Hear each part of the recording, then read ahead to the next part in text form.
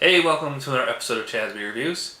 Going back to Southern Tier, my favorite brewery and my favorite New York State brewery. Haven't reviewed anything by them in 5 months. That's a long time for me. This is their fall seasonal, the Harvest Special Ale, brewed with 4 varieties of hops and 2 types of malts. 6.7% ABV, and that's pretty much all it says in the bottle. You might remember Jay and I had this on cast just about a month ago at the Ruck. I'll put the clip up there, or there, wherever. It was really good. I have had this beer before, but I've never sat down and reviewed it out of the bottle. I have to use my Southern Tier pint glass because that elongated tulip glass I got at that Cast Fest, I broke already. So, I'll have to buy a new one. Let's get pouring.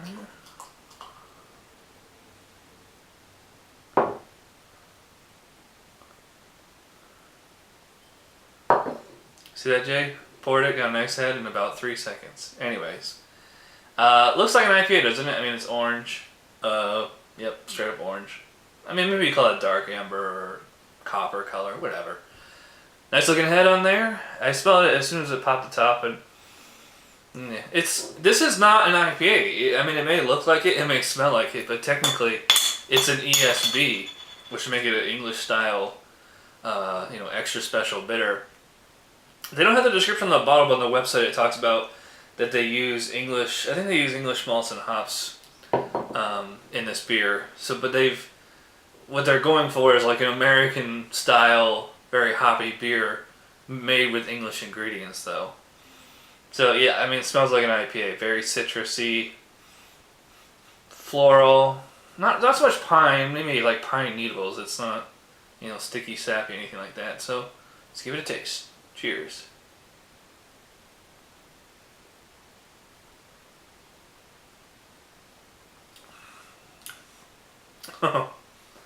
Yeah, this is a really tasty beer. I mean, it tastes.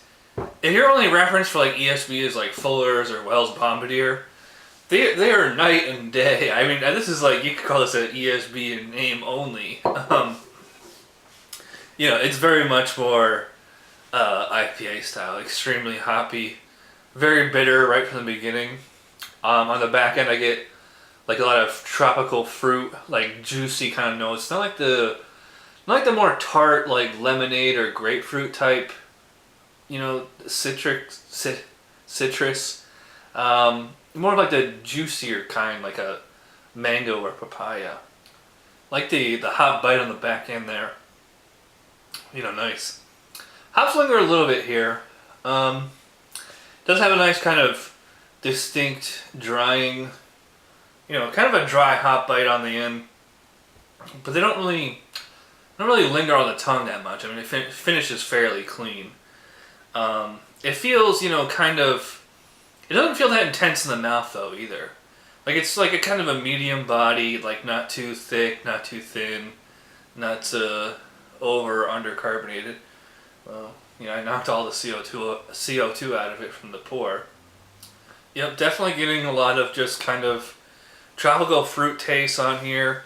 Little bit of coffee kind of taste, like you might get in like Dogfish had 60-minute or 90-minute, or both of them. Great example of that kind of East Coast coffee style IPA.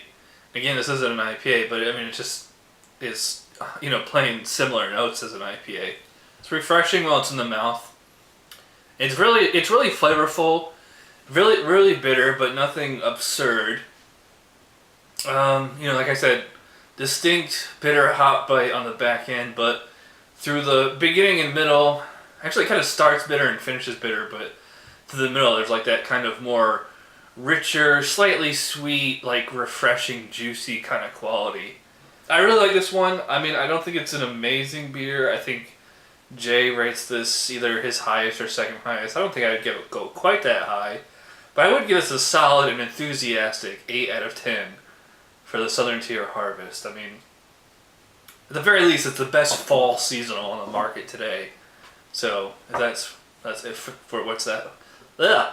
for what it's worth. So yeah, 8 out of 10 for Southern Tier Harvest. Thanks to you guys for watching. Go check out my Southern Tier Casting at the Rock video, and I'll see you next time. Cheers.